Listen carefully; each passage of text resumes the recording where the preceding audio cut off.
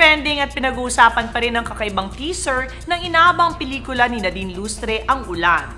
Mula sa direksyon ni Irene Villamor, ano nga ba ang kwento nito?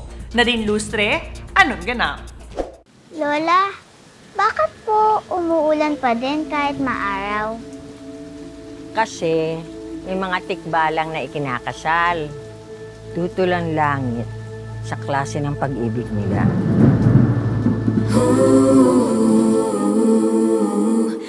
Yung story kasi niya, it's about finding yourself. Yung character ko po dito. So it's more of self-love, discovering self-love, and yung kung paano nababago ng experiences ang isang tao.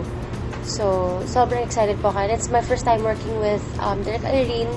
Dahil sa mga blockbuster movies ni Direk Irene, kagaya ng Sid and Aya at Meet Me in St. Gallen, may pressure ba kay Nadine na sundan ang box office success ng mga ito? I don't think there's pressure naman po because I know na everyone will do their best.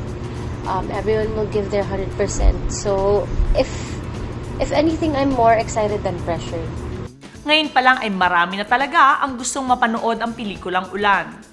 Alright guys, sana po abangan niyo po yung Ulan. Maraming salamat po to all the JDs who are already supporting it. Maraming salamat Direk Irene for choosing me to be a part of this amazing project.